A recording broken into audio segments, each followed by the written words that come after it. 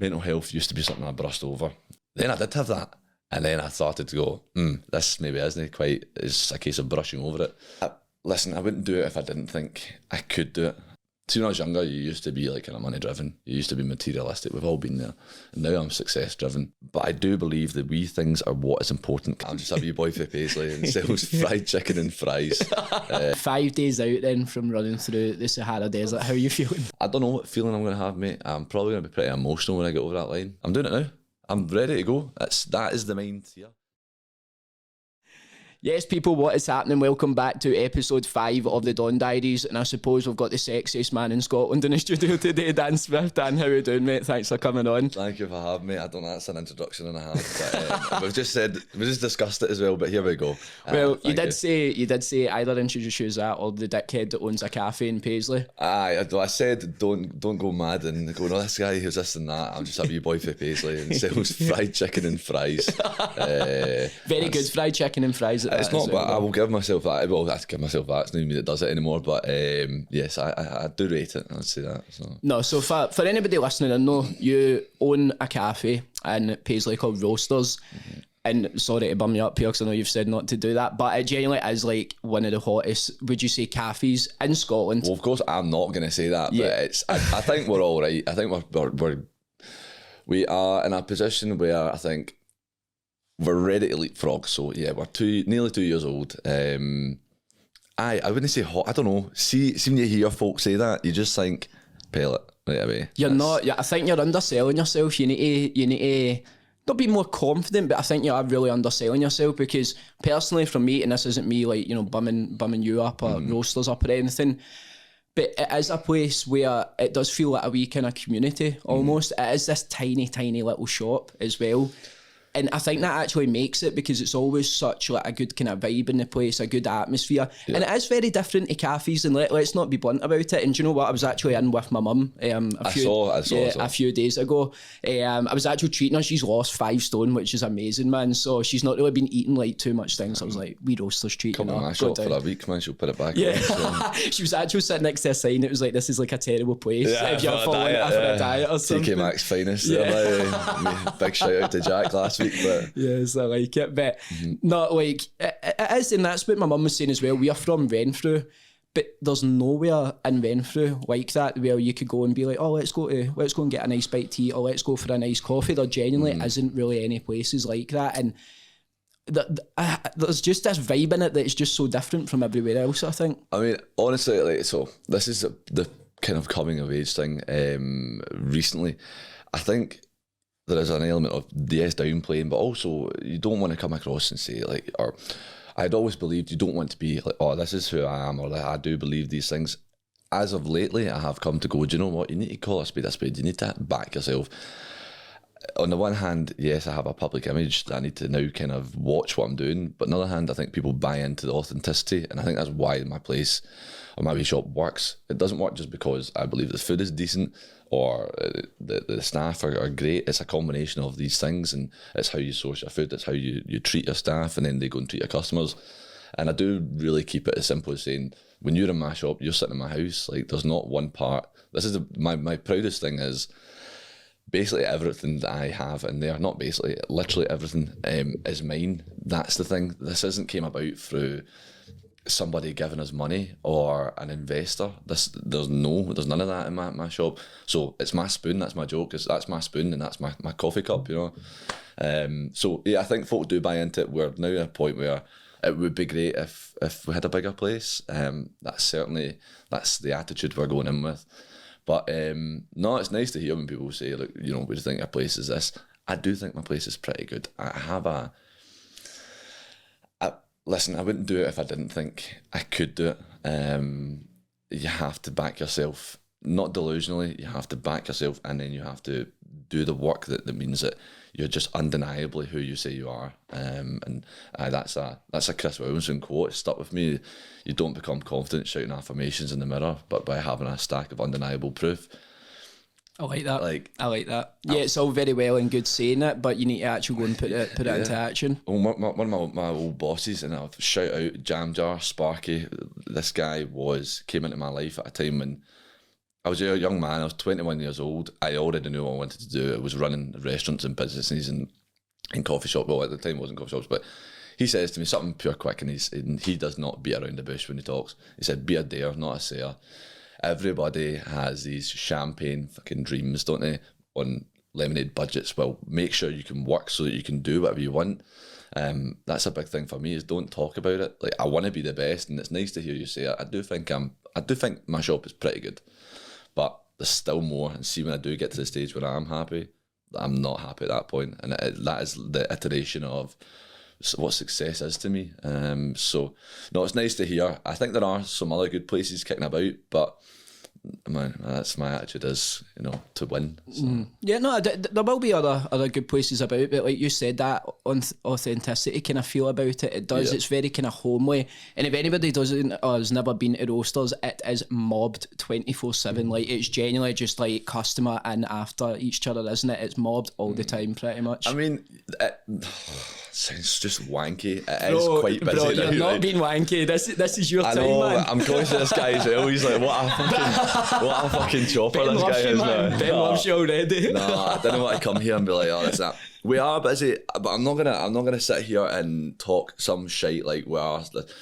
Mate, the first day we opened up, right, we took £236. That number is ingrained in my fucking mind now. I'm questioning everything at this point. We opened the doors. Fuck me, I opened the doors on Tuesday, December 14th, 2021, 8 a.m. The arrogance and ego I had in my head, I'm going, there's got to be a queue out the street here, right? What the fuck? And December 14th, nobody's waiting to go into a new coffee shop. And that did knock you down a few pegs, and then 5-6 weeks went on, and I'm thinking, I've made a mistake here now. I'm doubting the doubt. Doubt is a killer. And then that crept in, and then it was only about 7-8 weeks into it, I'm having a discussion with Jack Reed, my best mate, who's a manager. It's like, what do we do here?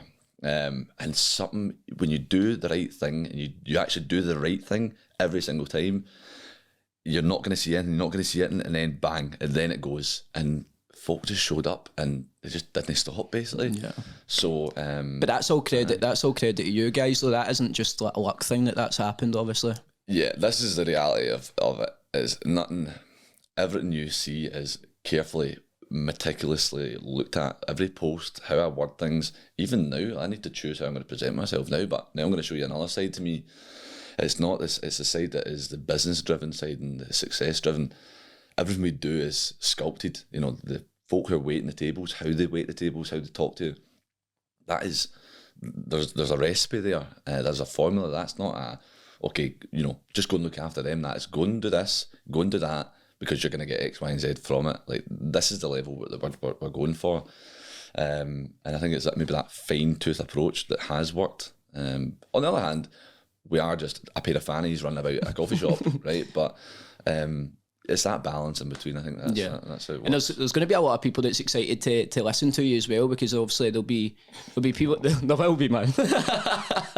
There will be, but no, I mean, in the sense that like they'll maybe come into Roasters and they'll maybe, like, you know, have interacted with you a few times. Every time you come in, you're obviously always chatting away to people, but people won't have really known like the story of Roasters. Like, people actually love Roasters. It's almost like in Paisley, it's maybe like a part of their life. It's like, right, okay, we're going to Roasters at the weekend, take my kids, take my family, etc. as well. So that's what you need to deep as well. Like, people will be very interested to hear how this all kind of started.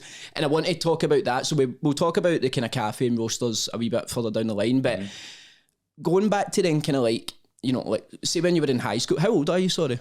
I'm 27. 27 just now. So when you were in high school, were you always in the sense of, I want to, you know, own restaurants, own a cafe? Or what was it that you wanted to do when you were in high school? See, I thought you were going to talk about school, and I thought, oh, here we go. I was a moron. I'm so predictable, man. So I think, right, I was not very academically successful, you could say. I mean, I have a running joke is that I need to try to somewhat refund my parents. Just what they put into us and what I got out. I mean, it just was insane. So school for me was enjoyable. It was good, but I had no idea what I wanted to do. In fact, I was 18 or 17. I don't know, whatever age I was when I left school, 17 or so, I had left, and, you know, you've got this, like, I think it's UCAS, all these things, right, thrown at you, and you think, shite, like, I've not got a clue. I'm talking to these folk, you know, you sit a test, man, like, they're asking you answers, which you get, and they get 4 and you get 1.73 or something like that, or like fucking 4 million. I was just not in that grain. That sounds like me as well, mate. Yeah. I used to do past papers in my. This is how pathetic I was, man. I'd do a past paper in my house and tell my dad or whatever, oh, I've done that. All I was doing was looking at the back for the answers and then writing the answers in the front. So school for me was a bit mental. Left, hadn't a clue what I wanted to do. At the time, I was working for my dad, so we come from a family business of buying and selling pianos. So in family businesses, you're groomed to go and take that place over, and that's what I thought my life was going to be. And then ensued the sciatica and back issues, and then I realised this isn't for me. So no, I left school with no real qualifications of anything. I was working for my dad at the time, and he said to me, you need to go and get another job. So I got a job between Argos or Brewers Fayre in Phoenix when I was 18. Thank God I chose Brewers Fayre. I might be being old here, but what is Brewers Fayre? Brewers Fayre? What is like, that? I don't know how you describe something. That's like how just try to describe purple to somebody that's blind. I chose to work there. I had an inkling that maybe this is. I liked talking, and to be honest with you, I wanted to chat at birds. I thought if I worked in a bar, but there's a difference between working in Brewers Fayre and working in a fucking cocktail bar, right? Could be chatting up old Betty for the bingo. Fucking giving folk pints of strong on a Tuesday at 2 p.m. or whatever. So worked there and was hating it. Just fucking hated it, man. I was 18. I just wanted to go out all the time. At the same time, I was still buying and selling pianos for my dad, and that was it. We sold a piano to two guys, Craig and Gary, who owned, you'll not even remember this, Saporito, under Paisley Gilmore Street Station. It's now called Zambretto. Oh, no, yeah, I remember. Yeah. This is literally the story starts. I sold a piano. I said to my dad, because I did not want to be doing pianos. I did not want to work in Brewers Fayre. I said, I could do this. We were putting the piano in while they were setting the bar up. And I just looked at these two guys and I just saw something. I don't know. I was like, this is what I want to do right away. What, just selling things? You didn't know what it was, but just selling things? No, I wanted to work in that bar. Oh, right. That was what I wanted. Right, I saw two young guys. This place was beautiful. It was old Hamish's house. The floors were stunning. Everything was nice. And just two guys with a tangible, actual, real business. I was like, this is what I want to do. So that's it. The story starts. Start working in bars. Started working for them. Learned so much. And that was it. You just couldn't talk about it. I remember you worked in Zambrettos. Because I used to come into Zambrettos with my family all the time, and that's just, I don't know, it's just unlocks that. I completely forgot that you actually worked in there. That is it, mate. So at the time I'm doing that, I'm also trying to fucking wangle my way through college. I felt I came from a background of no pressure from my mum or dad, but macro pressure, basically. Folks saying you've got to go to uni. Mate, uni, I'm not going to lie, unless you're doing a vocational thing, you do not need uni to do business. 100%. Like that. What a fucking waste of time that is. I'm sorry, but it really is. And that's why I had such a real issue with application when I went to college for 2 years and I done a transition course into uni. Hated it, but all the time I'm working in bars and restaurants. I'm now kind of gaining that experience. At 21, I started running Jam Jar. 22, 21. I was young anyway. Mm-hmm. I knew everyone was fucking older than me. I didn't listen to a word that I said, but you earn your stripes, and that was it. So basically, started running restaurants. Then I started to get a wee bit more known, you could say. Folk were coming to me to say, can you come and work in this place and sort that out? I ended up going to Johnson Coffee Shop. Don't know if you remember that. Yeah, that was brilliant, honestly. Danny and Gavin, who had that, are just stellar people, really are. They've still got Ilsley Coffee Shop as well. Yeah, oh, right, well, Gav's actually away in Falkirk. And that was where I decided I'm doing a coffee shop. Right, okay. So, and what age was that at, sorry? I was 22, maybe 23, but I stuck right. So this is where it goes south, though. It goes south very quickly. Ended up walking out of there. We're not getting to that one. And I'm at a point in my life where I'm going, I'm ready to have a business, but I've not got any money. I've just got nothing to my name now. And I thought, shit, this isn't working. So I actually ended up having to go and work with my dad seriously for like 2-3 years. Went completely self-employed, was travelling up and down the UK buying and selling pianos for him and also for myself because I was privately selling. It was brutal. It was long days. It was not seeing any of friends or family. I thought, I didn't like this. Lockdown started. Gym equipment right away. I don't know if you remember this. I do, because I'm sure, did I not actually text you to see if you wanted to buy like a squat rack or something off me? Yes. Fucking hell. So yeah, basically that was it. So think about this. I've got the experience. I want to open up my own place, but I've not got any money. So I need to find how to do the money.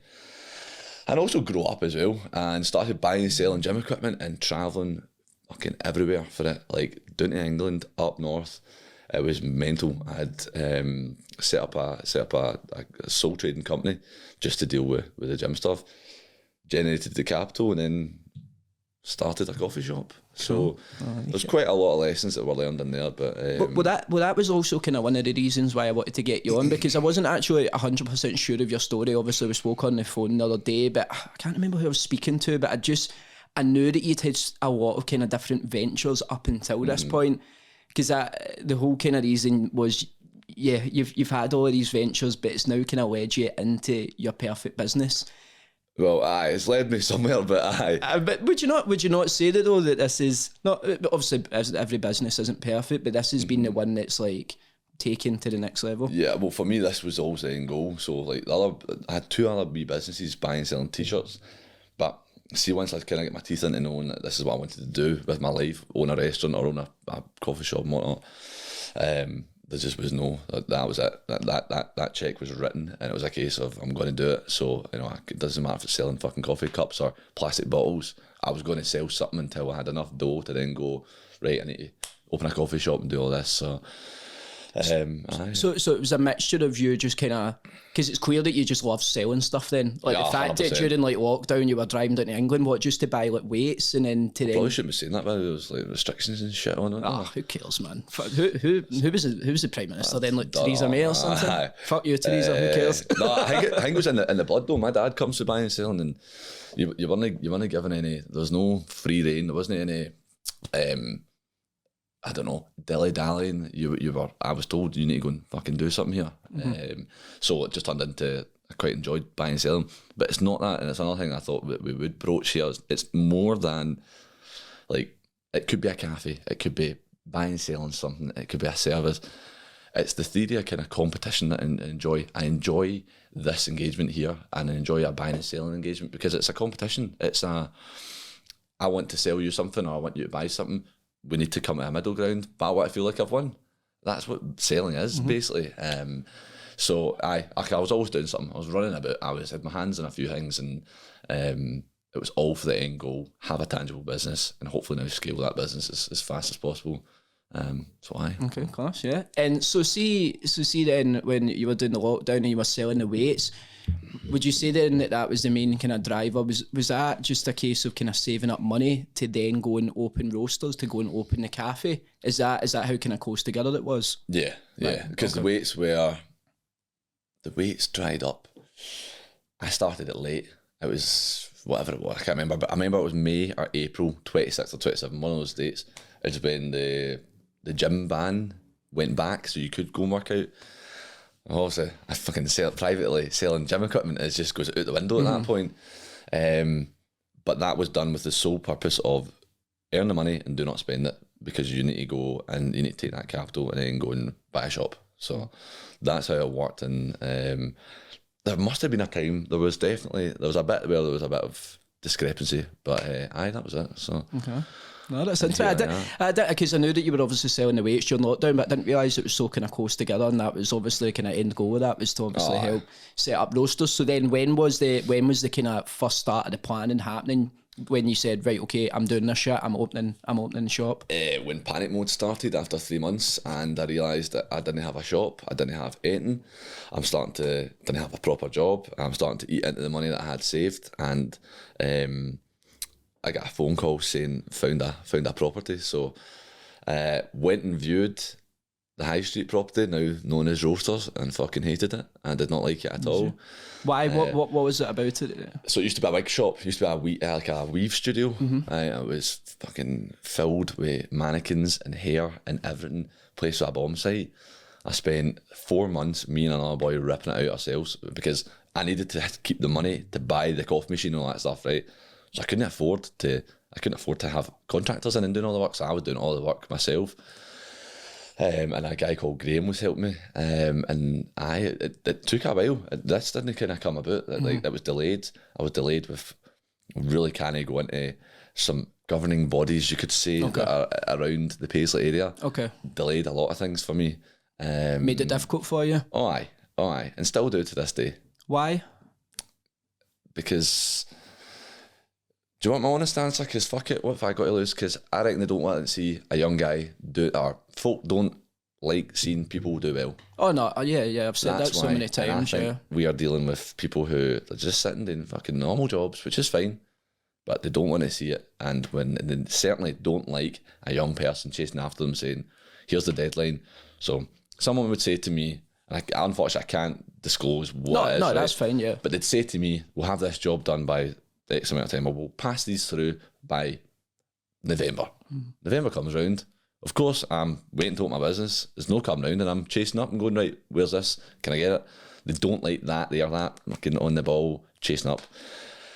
And I was then delayed massively with a lot of things. So, but surely then they know that you're obviously going to be like that, because how are you meant to plan out anything or plan out when the shop's opening and this and that? you would think. Yeah. So it was a very trying time. Opening up was brutal. It was made a lot more difficult than it could have been. I don't know if you've seen recently in the last couple of months where I made a post about the pavement situation, and there was a couple of issues going on there, you could say. That was easily rectified. But no, that's we like to make things fucking difficult. We like, rather than just go straight, we like to do this, and you think, what the fuck is going on That's here? people try to test you though. Then you find out what you're made of. You want to sit and cry about it, or you Yeah. want to just go, cool, this is what I've been dealt with. So aye, it's been funny, mate. There's been a lot that's going on. There's a lot going on up here as well. Yeah. No, I can see that. I can see that. Yeah, for sure. That's really interesting as well. I didn't realise that you basically didn't really have the money to hire the contractors or anything, so you were just doing everything yourself then. So just ripping the place from head to toe pretty much. Yep. And then when was the actual kind of, it was getting closer and closer to actually officially launching then? Right, so 4 months, July 20, I know the dates by heart, right? So July 27th got the shop, 29th started working on it, and we were due to open on Monday the 13th of December, but then it just got pushed on, and I opened the next day, but we're not ready to open anyway. The idea of roasters came around because I was looking for a name, so it was going to be called Bills. This is my papa. Unfortunately, I told him this is what I was going to do. He was an ice cream man. He passed, never got to see the thing, and then I have a bit of this here. This situation is new for me, right? The reason why I'm saying it is I kept my name out the limelight for a long time. I didn't even want folk knowing that the place was mine. I don't know why. It was how I was brought up with my dad. Always kept his head down. My old boss, he was maybe against the fact that I'm doing things like this now. So I kept the familial kind of relation out. And I went on a Google search, so I just searched random cafe name generator, and no word out of my mum's life. On the 7th page, there was a name that said the Coffee Roast. Shite. Scrolled on to page 11, and I'm sitting on a fucking fishing chair in my work, in the shop, with rubble. I went back to page 7, I thought, what about Roasters? And Roasters was born, that was the name. I honestly think that is a perfect name, no, especially for up in Scotland, because roaster is like it's like a kind of, not an, well, it is an insult a wee bit, but a funny kind of insult as well. So obviously roast coffee, but yeah, you've got that kind of Scottish kind of twang side to it as well. Aye, you're a roaster, aye. What'd you call me this morning? A whopper. Aye, because I thought you meant bring me a coffee from you, from Roasters, and it was like 50 minutes away, and I was like, aye, that's going to be freezing the time it gets here, man. But the name for me, that's the thing, it could be named The Glass Table, it could be named anything. It's the same in what you're doing in business as well. It is what you make it. You come across folk who just want to win, and they just, I couldn't give my monkeys what the thing was called, to be honest with you. That is the truth, because folk buy into, it could be called just the red mug, and I still try to make it, and I do believe I would have made it a success with that. So the name was semi-important, and then it just became a bit of a cult, man, after. Like, that was a nice thing. Folk started buying into it big time. Like, it became synonymous. Oh, we're going to Roasters. I would hear folk in the gym, like what you say, and go, folk think brunch and pastries and Roasters. I can't tell you how good that feels. Like, that's not like, I hear that all the time. You'd be amazed I don't, or try not to listen to that. So, it's got a moment of pride here in my wee shop, man, where you fucking... No, but it's very, very obvious though that you've worked so hard to get to this point, though, and you've been through a lot. You've been through, maybe not failures, but been through a lot of maybe uncertainty as well, and not really knowing like what the future has in store as well. So the fact that you've now, like I said, put an absolute graft in, and that is putting a graft in, the fact that you were actually in there personally ripping the shop up from head to toe and making sure that everything was ready Yeah, no, it's amazing. So you should be proud of it. And like you said, again, if people haven't been to roasters, it's that whole family thing. It's almost like, all right, yeah, let's go to roasters. And I think as well, it's even just the food. It is so fresh as well compared to a lot of cafes that you go into and you walk in. Sorry, a lot of cafes that you walk into.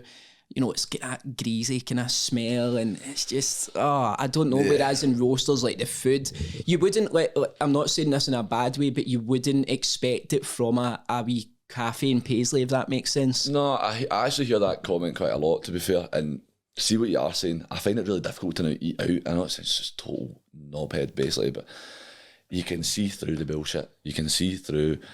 Right, I'll put it this way, right?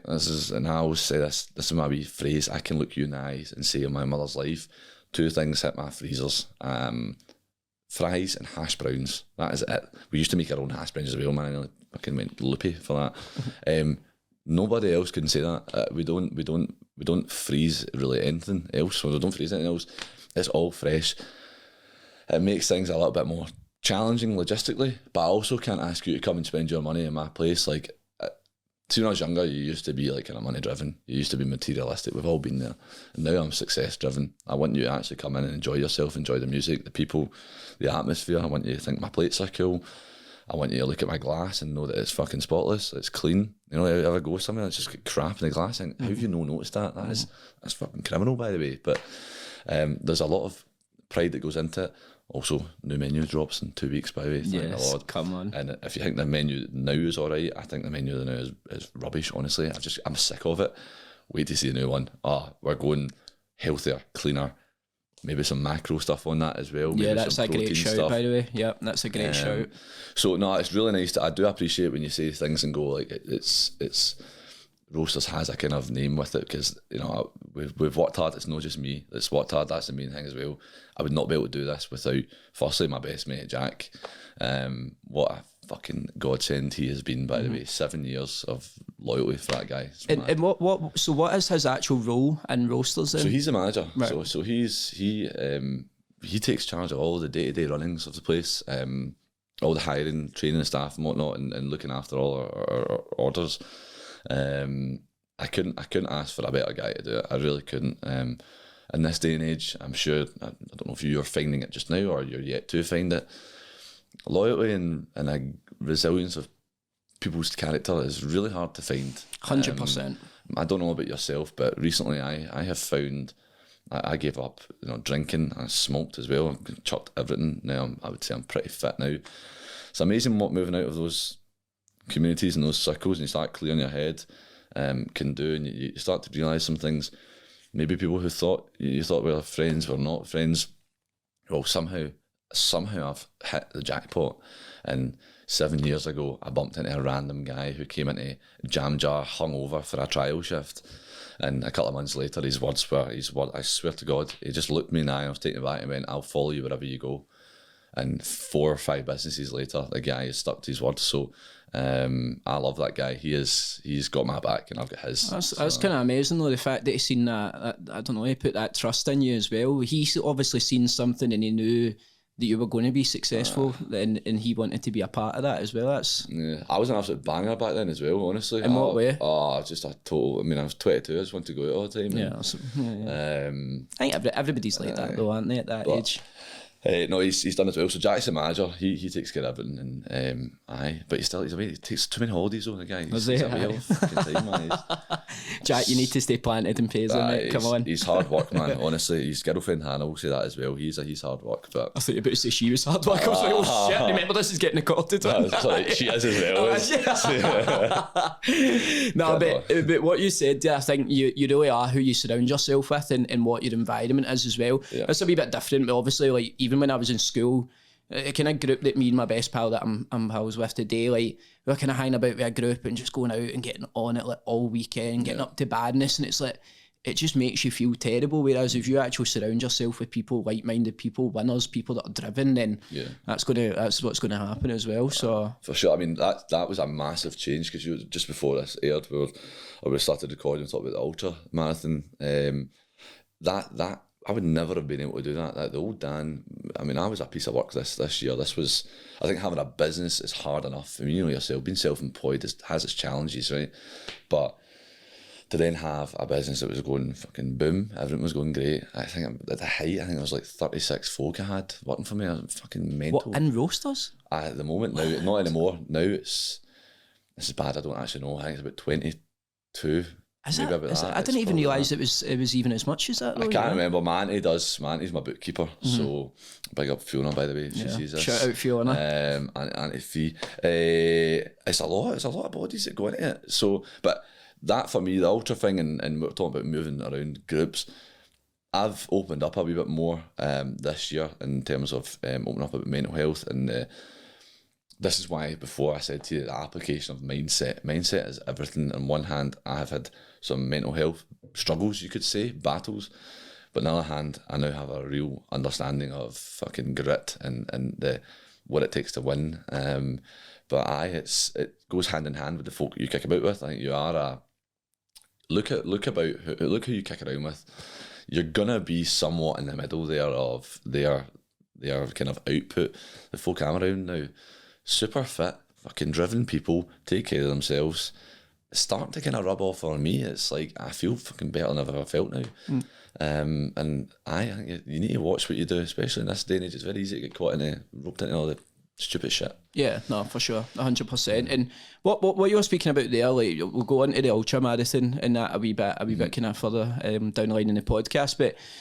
Talking about then roasters, obviously when it opened and all that, you know, you said it was a wee bit of a kind of slow start. You were thinking that there was going to be like queues round the corner for it opening. Yeah. When did it kind of click? When did you just think, right, okay, this shit is working now? Do you know? I don't know. I don't actually know. I can't remember because things happen and before you know it, you're already 2023. Time went by. I don't know. The first summer, would that be last summer? Yeah. 2022. I knew we had something at that point. Okay. It was, you know, you were 40 deep in a queue on Paisley High Street. I thought, okay, maybe we're doing something. Yeah, that is doing something because, like I said, you don't see that anywhere else. Aye. That would maybe be where I thought the risk was starting to pay off. There always was trepidation. Is this going to work? Is it not?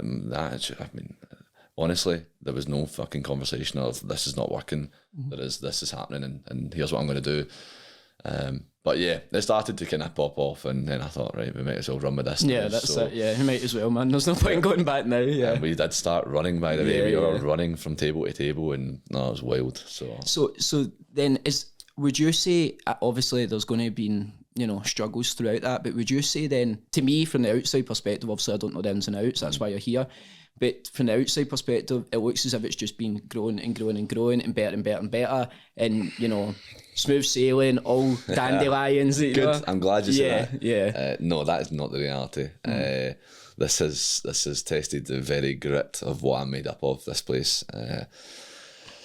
People are wonderful, people are incredible, but it takes a lot of resilience to be able to manage them and understand them. Problems can arise, problems that you just don't think of. There's some things I can go into detail about, there's some things I absolutely cannot. You just have to you've got to roll with it. What are the things you can go into detail about then? It was not always plain sailing. I'm not going to sit here and talk shite that my business went like this and everything was great. There are some weeks that are not as good as the week before. Take for instance, biggest learning curve so far in business. Last January, I don't know if you remember that I actually shut for 8 days. That was my thing. I done a big refurb. Business was going mad. Everything was great. I thought I had the perfect team, and I did at the time. It was great. So bright idea, Dan. I've saved a bit of money. What am I going to do? I'm going to shut the place for 8 days. So I'm going to lose revenue for 8 days. Oh, Dan, there's also a thing called VAT you need to pay. Forgot about that. And sunk a lot of money into doing the place up. New menu, new kitchen, new layout. I fucked up, basically, big time. By doing that, by refurbing? Or? Yeah, hugely. Because I sunk all the money there. And see stress in relationships and all that. Comes down to money. Comes down to financial thing. For me, anyway, there was a change. So yeah, I fucked up big time, and we were tight. And you just maybe didn't see it because we were still able to go on. But that what a learning curve that is, having to learn about when evac quarters come in, knowing when and when not to. I mean, it's a bit like day trading. You need to know when to jump and when not to jump. Not that I'm a day trader, I don't know why I referenced that. But I assume that fucking people do that, right? But yeah, so lessons learned and how you talk to people. I mean, I like to think that, not like to think, I know I do, I can go to bed every night knowing that I've spoke to people correctly. That's a big thing. But it's not always plain sailing. It isn't. And unfortunately, the price you pay for having a business as well, and that's why this year I've opened up about mental health. The price I paid for the success of Roasters was massively mental and physical. I had no, like, that's almost a story in itself, really. Yeah, but I really actually want to kind of touch into that as well, because I spoke about that in my first podcast as well. Just on a solo one, I was talking about, you know, like my business personally as well, and it's kind of went a wee bit crazy personally for myself, everything in the last kind of year or so. And I think you're just in that kind of constant motion of looking into the future and letting days pass you by and just what's next, that it can come to a point where it comes kind of crashing down a wee bit. And I was the same, like, I was riddled, I'm still probably struggling with it just now, but just riddled with anxiety that I'd never ever felt before. I didn't know what it was. I'd convinced myself that I was actually physically ill because it was making me feel like that, because I was thinking, well, I'm this strong kind of business owner, there's no way that would ever happen to me, or I would ever feel shite like that. Yeah, but keep going. Yeah. Keep going. It's the same thing. No, it does. So of course, that is exactly how it works. So what happened with yourself then? Business is going great. I'm 26. I've got all these folk working for me.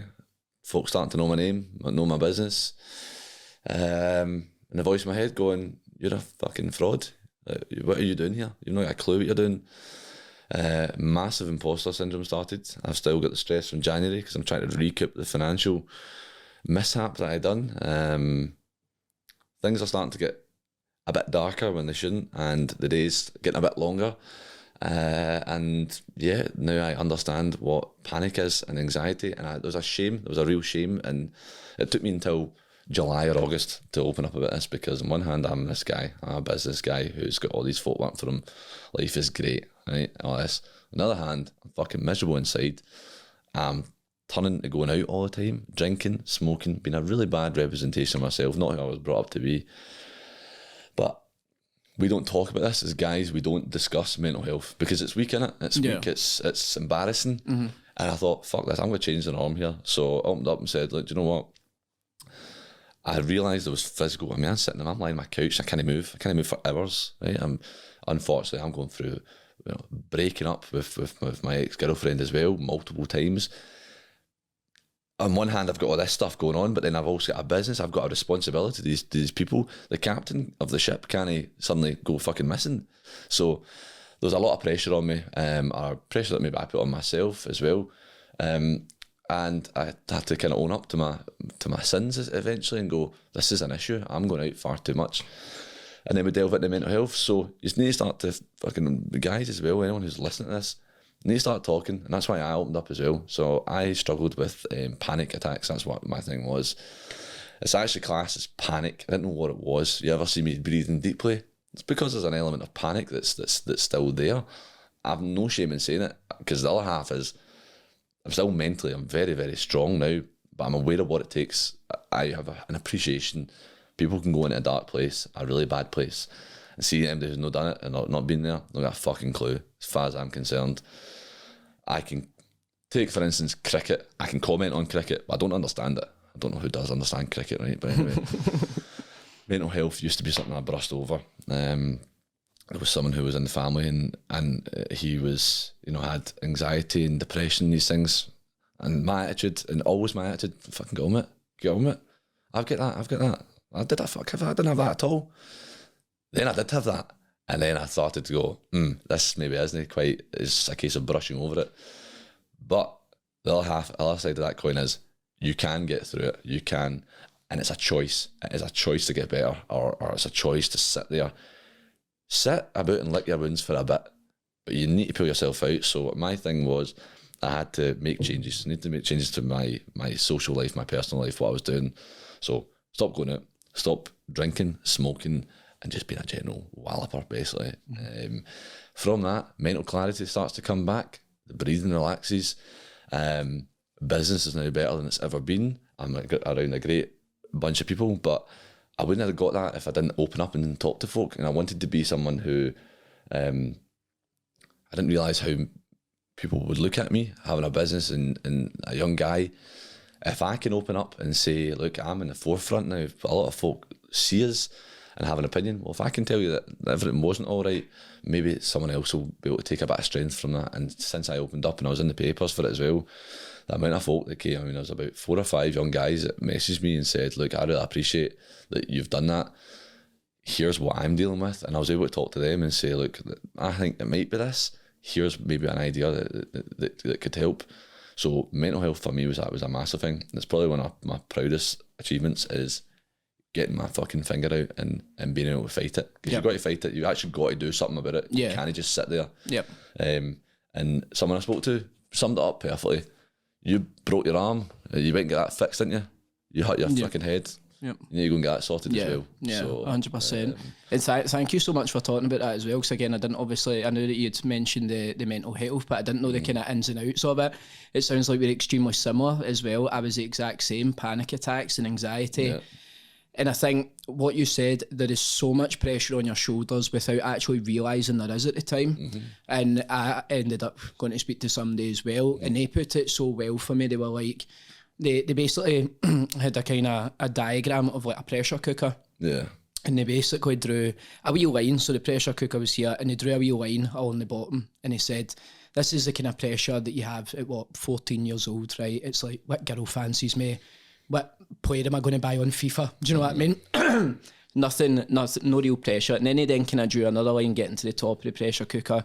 Right, okay, we're about 18 now, what happens? You need to kind of think about what you're going to be doing, getting a job, etc. But what are you doing? You're going out at the weekend, so that's your kind of outlet for a wee bit. But then it just kind of builds and builds and builds. Mm. And what you need to understand is, like you said, you've got this, business that's absolutely booming. But that is a lot of pressure in itself. You've got all of these employees to look after. Like you said, you've got the stress of, even a relationship, making sure that that's fine as well. You've got all these stresses and pressures, bundling up on you, and then it'll get to a point where it all just kind of comes crashing down on you. Because I was the same, I don't know about yourself personally, but when it was happening to me, I felt like I was genuinely physically like dying. Yeah. Like I'd be in public places, I would, like my whole skin complexion would go like grey. My heart was beating out my chest, my legs would go all shaky and weak, and I would genuinely be like, this is it, I'm about to like pass out and just die here. Yeah, mate, it affects you massively. It really does. But it brought me to another understanding. I don't know if this happened with yourself. I mean, you see folk are actually doing something, really pushing themselves on. The ability to have went through a bit of a shitty time, to be completely honest, it was pretty rubbish. Scary as well. It is scary, and it's scary not just for you though. It's scary for your family, because my family were concerned at that point. But what it does, you take value from that situation, and you go, wait a second. Now you translate that across. What have I learned, and how can I use that as strength? And that really is that for me, mental health now is powerful for me, because then it's the flip side. So that Dan there with the kind of the head, it was a wee bit kind of ski, but when you get the other one, I'm fucking laser focused now. It's just like my attitude, my application of that to my work, to my friends, to my working out, the running. There's a theory of competition in my head is just wild now. The drive to be successful. So it's amazing with the mind that you see your body, your physical sense, that is fucking irrelevant if this isn't right. Yeah. You get that right, you can do anything. I genuinely believe I can do anything. And it starts from the mind. And I actually sit here and go, put it this way, I thought this conversation was going to come up, right? And I thought, if we talk about, you hear these podcasters or people online speaking about, like Goggins, Rogan, the grit and resilience and how they want to win and how they're willing to do that. That is true. I feel like I embody that as well. When we're sitting across each other, like, I want to beat you. I don't care what we do, but I'm going to win. And see if you don't have that attitude toward, I would expect you to have that same attitude to me. They're the ones that I want to be around. And, I've only found that kind of group and that attitude and those principles by going through a wee kind of crappy time. So, I took the positives from it, albeit there weren't very fucking many. No, but exactly what you were going to say there, taking the positives from it is such a massive thing. That is a mindset thing, because you hit the nail on the head. even though what personally I went through was scary, all those times where I felt like, I was going to pass out and die, I'm also very grateful for the experience, because beforehand, like you said, I never understood people that said that they had mental health problems. I just used to think, everybody says that nowadays, and very naively, and everybody says that nowadays, and you just never understood where that person was coming from until you then go through it. You're like, shit, this actually kind of opens my eyes to a lot of things and a lot of, what people have went through, and I understand everything a lot kind of clearer now. But you also then need to be like that, I need to actually fucking do something about this and find the positives in it. Like you said, there's not many, because when you sit there and you can't move off your couch and bed, you feel like you're dying. There's not many positives, however, you need to take them. Yeah, but then I think that comes down to, right, so why are we doing this? We're doing this because it's going to go on social media, it's going to go on platforms, and those times you're looking at your phone, aren't you, right? So I drew strength from quotes, from reading actual theory and people speaking, listening to podcasts and whatnot, and it's like, see, if you look at things in a simple sense and going, if somebody gives you a challenge or whatnot, you can fight or flight, that's it. Go through it or grow through it, and there's a quote that if you can endure it, endure it. That's so simple. Another one is, be where your feet are. I don't know what I'm going to do in an hour's time. I don't know. I can't change yesterday. I can't change tomorrow. I can just do it right now. So just knowing that there's another side to all the crap, and there's positives that can be taken. Because I used to sit and consume all this stuff, and eventually it started to make sense. And you go, do you know what? You're stronger for going through it. Yeah. I would say I actually carry more empathy now towards other people. Yeah, same. Even my own staff, because I probably was not as understanding as what I should have been a year ago, because I had been through it, and I am. And I think they respect me more now for opening up and going, here's where I was. You feel like there's wee wins now. Yeah, so. They will, yeah. And it's important to talk about it as well. Like you said, you had young guys messaging you, and then whenever I was kind of going through it at the time, in your head you think there's nobody in the world that understands what I'm going through right now, and they think this is just happening to me. I was convinced, and so I found out that I was like a hypochondriac as well. Right. So I basically just always thought I was dying. Like I would get 1 week and a thing that was wrong with me, and just instantly in my head I would just think, no, there's something wrong with you. You're dying. You're going to be dead in a few weeks' time or whatever. And that was making me so anxious. And then I found people that were going through the exact same shit, and it was like, you find so much comfort in that, knowing, right, okay, this isn't just me that's going through this. There's millions of other people that are going through it in the world, and when you know that, you're like, right, okay, it makes you be able to deal with that a bit easier. I think it takes a great deal of strength from within to be able to talk, and this is why, see, since going through that, my whole attitude to life, to other guys, and I'll talk about this, right, because guys were very, very proud. We want to be the toughest in the room. We don't want to be, everything's a fucking dick measuring contest, isn't it, right? And I always lose. I always lose them. That's a weird comment, that is. But, I've really felt my ego fuck off lately, and it's brilliant. Like, just being, I want to talk to you, I want to talk to you, I want to show everybody the same respect. I'm not just saying this because there's fucking cameras here. Like, it's amazing when you lose the ego and arrogance, because you know the fragility of life itself and of your mind. Then you start treating folk a bit better. You start to become a bit more in tune. And then good things start coming towards you. They come to you rather than you chasing it. And really, honestly, it's the shittest time of my life I've ever been through. I can't wait for 2023 to do one. I really can't. See, after this race, I'm fucking mentally checking out, right? Seriously, I've got a gig and a holiday, but I'm also so grateful for this year. I'm grateful for the opportunities that I've had, albeit they were there out of hard work. I'm also grateful for the shite. Unfortunately, some folk in there were just collateral damage. I could have done things better, so to speak. But what a learning curve. Bloody hell, what a learning curve, and what a better man I am now, a better person, better friend. And so anyone that is listening, things do get better. You just have to fucking want it, and want it more than anything you've ever wanted in your life. The days do become a bit brighter. Yeah, 100%. And it's taught you lessons that, would you say then, has kind of changed you for the rest of your life? 100%. 100%. And I hope that I was in a shite place, then I'm going out and just being a dick, basically. Then went away on a holiday on a bender in Croatia, which was a class, to be fair, I'm not gonna lie. But then I started to recognise things were wrong. Wrong group of friends who don't support me or who didn't support me. I thought, get me the fuck away from there. I come back, I started meeting new folk. A guy called Tam Agatis. Yeah, I wanted to ask you about Tam. Aye, well, he looked me in the eye. It's good to have a mate who calls you a twat when you're being a twat. And he went, what the fuck are you doing, basically? Like, you need to get your act together. He went, I know what you can do. You can sign up for an ultra marathon. And this is a mental health thing. I was meant to run the Manchester Marathon with my ex-girlfriend in honour of her dad that passed.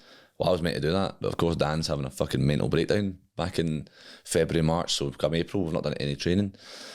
So Tam really put his hand on my shoulder, grabbed me, which is ironic because I'm the one, he needs to understand this and he still doesn't get it right now because nobody listens to me, that's the thing. Like, I taught him a lot about a business. I helped him to really get his business going, finding the right unit, and how to fucking deal with people and deal with business stuff. And yeah, I've got this guy who's younger than me going, right, he's super fit as well, of course. He's saying, right, you need to sort yourself out. And he deals with a lot with the mind as well.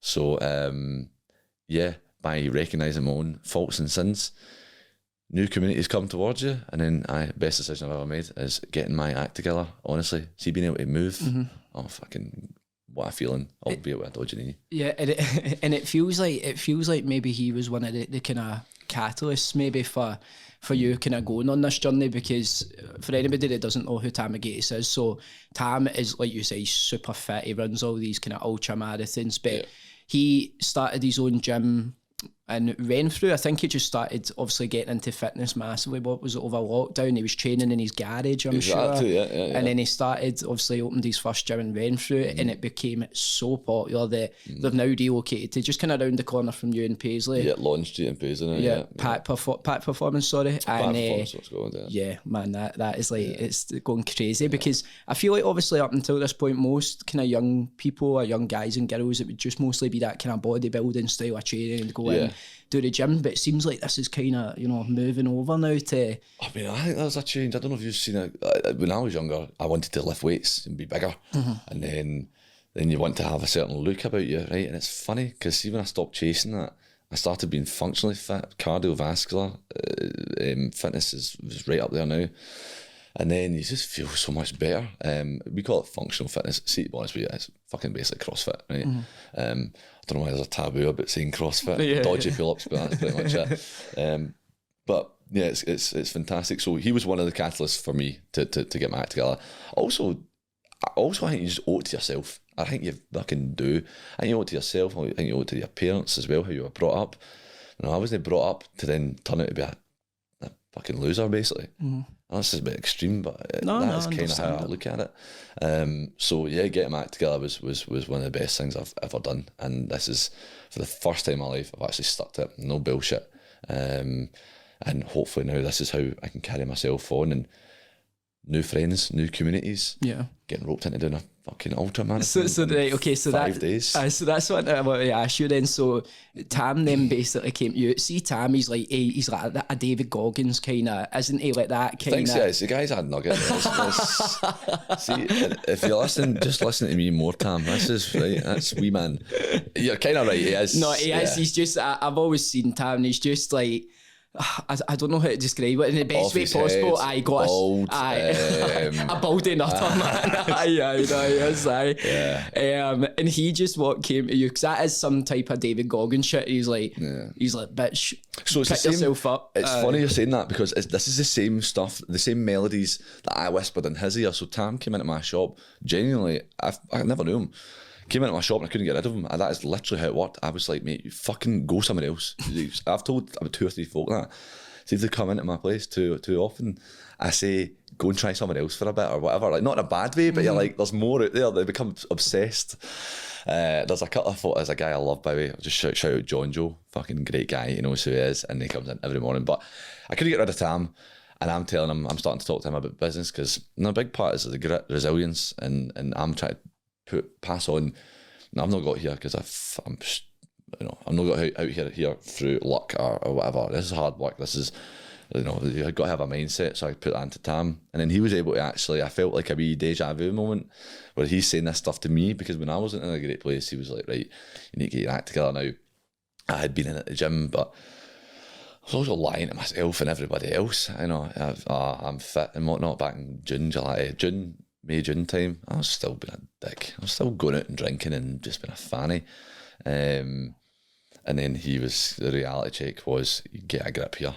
So one conversation, one phone call, and one £495 ticket to an ultra marathon with zero thought later. I'm fucking running an ultra. So a marathon. So what is an ultra marathon then, for people who maybe don't know? Well, know that I've really looked into it, but just signed up for it. Not really. Somebody asked me this. My cousin got married yesterday, and somebody asked me this, what is an ultra? Honestly, this might be wrong, but I believe it's anything over 42 kilometres, which is a normal marathon. Big man's got a thing, he could search it. I don't know what an ultra really is classed as. But this one here is in Morocco. We start, it's 110 kilometres. It's a staged event, which means that, so rather than saying there's a distance, travel that, they say there's a distance, and then the first day you must travel this, then the second day you must travel that. So it's a big feat, it's a big deal. I mean, the furthest I've ran is about 28k maybe. And the first day I need to do 60k on sand in 35-degree heat in the Sahara desert. And the second day is in an incline. But this is the thing. What is it more to do with? It's up there. Yeah. There's going to be a fact-finding mission. I'm going to find out what I'm made of here.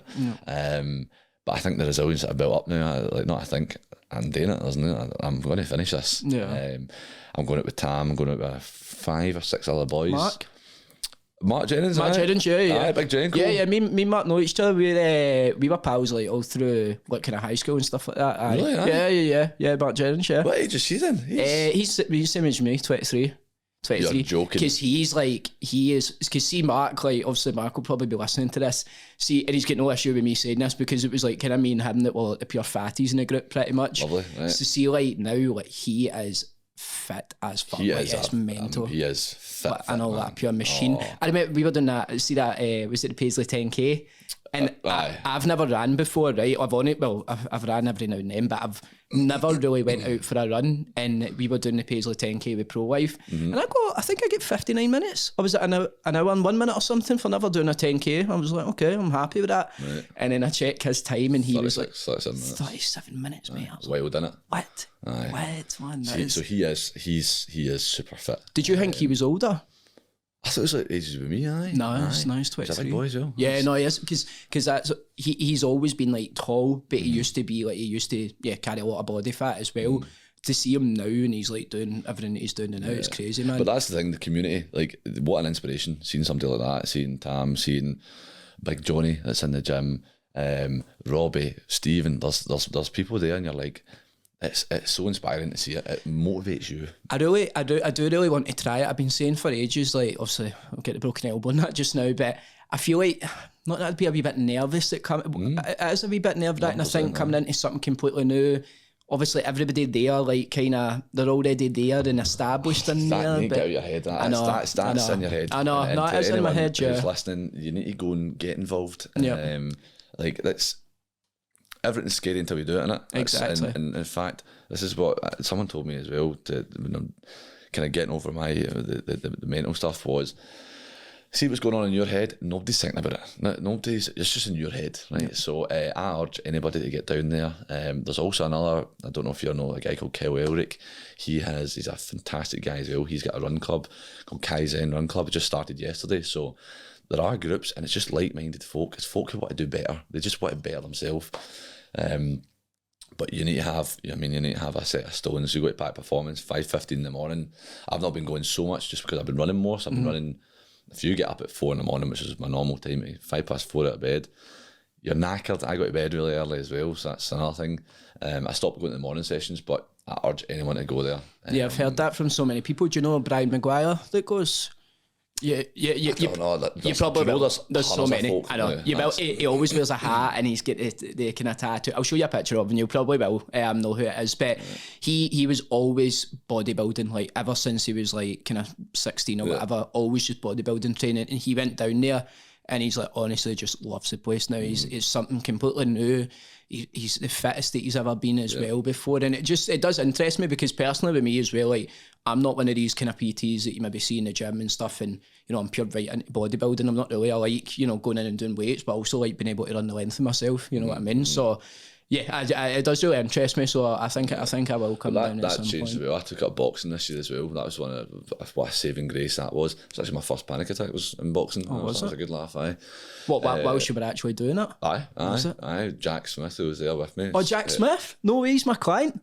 You're joking? Yeah, Jack. So Jack is smashing it, mate. He's lost so much weight. So I've been with Jack for a good while now. But yeah, he's I think we're approaching maybe 20 kilo down for him now.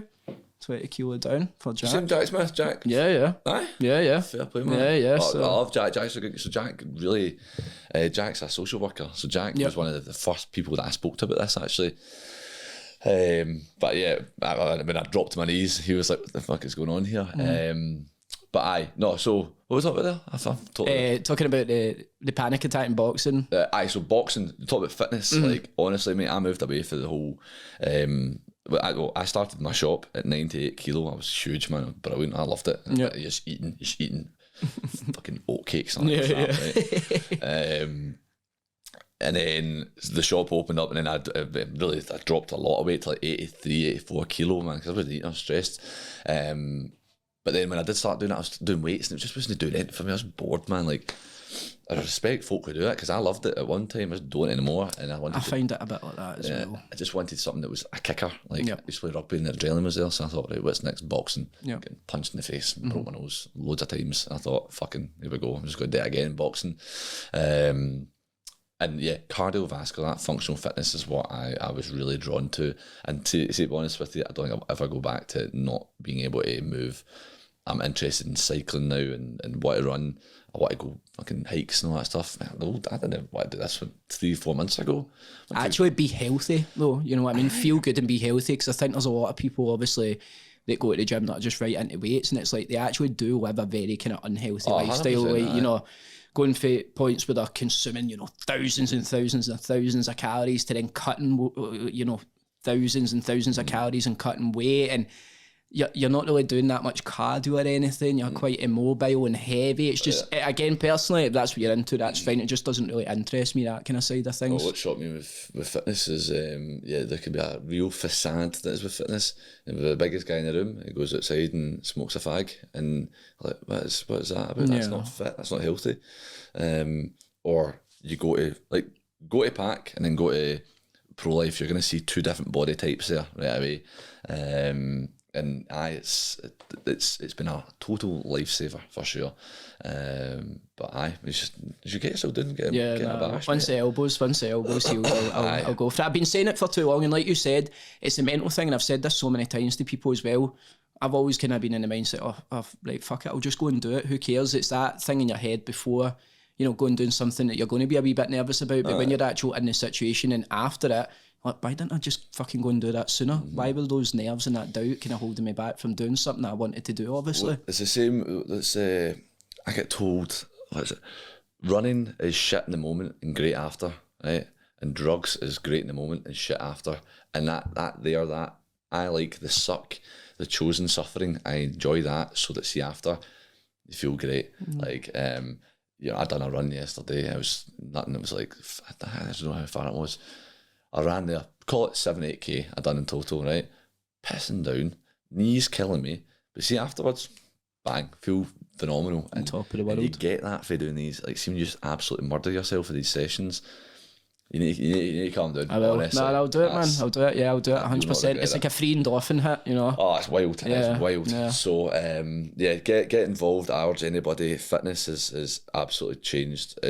You take the application for fitness. Remember what I was saying at the start? How you do one thing is how you do everything. You know, how you engage in that person, respect the next person. What you do when nobody's watching is what you'll do when everyone's watching, kind of thing. So be fitter, come down, get a bash, and then it translates to every aspect of life. Yep. Like, I'm fitter now than I've ever been. It just so happens that business is going pretty well now. Yeah. I don't think that's a coincidence. No, it ties hand in hand. I think, yeah, when your mental state's in a good place, your physical state always ties hand in hand, and then you usually find that everything else in your life kind of picks up as well. Energy levels, your mood, your stress is getting managed so much better. But I think folk recognise that as well. I think somebody came up to me yesterday, a guy, and he said, I can just see a difference in you. As a guy I've not seen in a while, right? It's just this wedding I was at, and this is what I'm finding. See, being healthier, being a wee bit more clued up as to what's going on, I feel better things are coming to me right now. Better people are coming to me, better habits, better just activities. It's just everything's better. Yep. So I think that's important. I think it's really important that we do talk about it more and that we bring the conversation to the forefront, especially for guys. Guys need to know that. Yeah. Just do the wee things, the wee W's every single day, and then suddenly you start to feel better. Yeah. Well, those wee consistent small actions, I always say that at the time they might feel a bit irrelevant, but they are going to add up essentially to kind of help you reach whatever, not an end goal, but they are going to add up to make you feel so much better, more positive about life, and have a better outlook in life, and feeling better as well. So it's the same thing I talk about to my guys when my staff. I'd rather be consistently good than once upon a time I'm fucking amazing. Consistency is what breeds perfection eventually, and it becomes a habit. It's not just an act. And how we do, like for instance, so you come to my shop, everything's set up the exact same way, the menu's put down that way. See if the fork isn't the right way or the knife is turned. See your mate Craig? Oh, he drives me mad by the way, right? He loves to put a fork down and the knife facing out. That's not how that's not how a knife goes, right? Put it in. And now he's like, I remember somebody said to me, but it's just a knife. But it's not just a knife. Yeah. It's not that. It's the action of you showing you give a fuck. And then this is what you're going to move forward, and you're going to take that into how you speak to people. It's everything. It's just there's such a web that it goes into when you talk about mental health and mindset application. That's what it is. Yeah. And I like that as well, because like you said, some people might just be like, oh, come on, Dan, whatever, it's a thought. But it's like, no, you need to have these high... but you want to have these high standards, because you know that when everything's in order, then everything else in your life is going to be in order as well. Yeah, I've come to not be so... See, when you work with people and people work for you, you become more understanding of humans and how they work. I used to get annoyed if people didn't think like I thought. They're not going to. That's the reality of it, right? So I was like, well, how do you not see these problems? How can't you? I get hit yesterday morning, whatever it was. I walked in. Oh, we've not got this. Don't really give a shit if we've not got that. But what have we done about it? That's the thing. Like, don't tell me an issue. And it started to annoy me. But then I realised not everybody's the same, right? And maybe that person's expertise is not the problem-solving aspect of things. But I do believe that wee things are what is important. Consistency breeds, a higher level of operating, and you want the folk around you to do better. And the folk who do succeed are the ones that do understand that how you open the door for that person is so crucial. It's so crucial that you say thank you and goodbye. Folk recognise, you ever walk into a restaurant, right? Tell you what, I walk into a restaurant, see the first 10 seconds, you don't acknowledge me, I'm gone. You don't want my business, you're not ready for this. First 10 seconds are important, and see the last 5-10 seconds as well. What do you remember? You remember, oh, thank you very much, by the way, I appreciate you popping in. A handshake, and jam jar, it used to be a balloon. This is now triggers. And it's so important that you stress the small factors. Like your business, if you've got clients, it's so important that they actually put in the relevant information. They update their macros correctly. They tell you the information. Because how they do Monday is how they do Thursday. How they Thursday is how they'll do Sunday. And then all the days in between. And you're building a bigger picture. Perfection basically. Perfection is fucking important. It's the key. I like it. And 5 days out then from running through the Sahara Desert, how are you feeling? Mate, actually, I'm ready. I'm good to go. Yeah. I'm just keen. It's now in my mind. I just celebrated my cousin's wedding last night. I had a couple of beers. I need to finish this. I need to do this. I need to do this ultra for so many reasons. I need to do it for a lot of people as well. There's a lot of folk I let down this year. I need to do it for them. I need to do it for myself. So hopefully this will be my last kind of tick in the box to say, do you know what? I wasn't the greatest this year, but maybe this is a bit of a token to say I went and fucking set out and done what I said I'd do. So I feel great, mate. I feel good, really, man. really good. Good, man. And this what is jacked. your knees gubbed. So what is actually wrong with the knee then? When is this going live? When is this going? It'll be going live this Thursday. That's fine, I'm away actually at that Okay. point. So I have fluid in my right knee. It's just been built up because my running gait, when you plant your foot, is not right. It should be going down like this, but it's going down like this. So I've had to keep it kind of quiet. That this is what's happening now. The constant bending here in the tendons is put fluid in my right kneecap, which I'm getting dry needling to try and fix. Let's just say codeine and paracetamol will be my best friends in this thing. So otherwise, feeling so fit. Like, Sorry, your actual knee, it's like painful then, yeah? yeah, it's throbbing right now. And you're going to run through a desert for I've 110 kilometres. Well, I'm not a fucking bitch, mate. So Yes. I mean, you talk yourself into winning, you talk yourself into losing. What did I say 20 minutes ago? It's a choice, innit? Yep. If I could absolutely can this, and nobody would be, Dan, you've worked so hard, you've worked really hard, you stuck at your training, gave up drinking, gave up smoking, gave up going out. Don't worry, you got your knee, you get it next year. Fuck that. I'm doing it now. I'm ready to go. That is the mind here. I guarantee you, see if I'm doing it, there's no question, there's not even a conversation. But it's the same application as well. In every other aspect, I'm winning. I don't give a fuck how I need to do it. I'm winning. I'm beating you, I'm beating somebody else. So this knee is goosed. I've kind of accepted crutches are going to happen when I'm back. I'm alright with that. See that 5 seconds when I fucking cross that finish line in the final kilometre when I'm saying my thank yous to the people who've supported me. I don't give a fuck about a knee, man. I'll be able to move. Get folk phoning me. You need to be concerned though. You've got a business, you need to be on your feet. That's fine. That's your attitude. My attitude I'll is, deal with that at the time. I'll fucking fight. I be where your feet are right now. I'm running this fucking thing and I'm doing it. I love that. I don't really like running. I'm not going to lie, but I like the feeling it gives me, and I like the man-to-man battle. I've got a point to prove. I've got a couple of folk here I need to beat. So I'm like doing that. this thing. I like that. And last kind of question then about the running. What do you think is going to be that feeling when you actually do finish though? And you said that there's reasons why you need to finish it. So what is it that's out there that's like, no, I actually need to fucking do this? The necessity. Because some folk were let down this year by my actions and by me, pretty much. I said I was going to do something and I didn't, and that is the most embarrassing thing as a man, is to, if I say I'm going to back you up, I'm going to back you up. That's it. That's how it works. I'm going to fucking speak about your name properly in an empty room and also right in front of your face. That's how it works. I said I was going to run the Manchester Marathon, and I didn't. I backed out. I was weak. Let things get in the way. So I don't know what feeling I'm going to have, mate. I'm probably going to be pretty emotional when I get over that line, for sure. There's just, sometimes you just got to do the thing. You just got to do it. And for me, it's to do this fucking run. Might not lead to anything. I might never do another run again. But I just got to do this. You commit to something and fucking see it through. And I didn't do it, and I was ashamed of myself that I didn't do the one in April. I let some folk down around me that I shouldn't have, and I'm better than that. So I'm fucking ready to do this, mate. Ready to do this thing. No, best of luck with it, mate. I know you're going to absolutely smash it as well. And again, thank you so much for coming on, because beforehand, obviously, when I phoned you to see if you kind of wanted to come on, I got the kind of impression, again, that maybe imposter syndrome creeping in a wee bit and thinking, why would anybody want to hear me talk? But I think it's pretty evident from the past hour and a half that a lot of people want to hear you talk, mate. And again, not to bum you up, but you're inspirational, mate. The fact that you've came on here, you have spoke about your mental health, you've opened up that you've been through dark times, and now, like, what are you going to do? You're going to fucking run through a desert to, prove people wrong maybe, but also prove yourself right, mate. So, top man, mate. Thank you so much for coming on, mate. I really appreciate it. Yeah, cheers, bro. Really appreciate it. Thank you, man. Right. Yes, bro.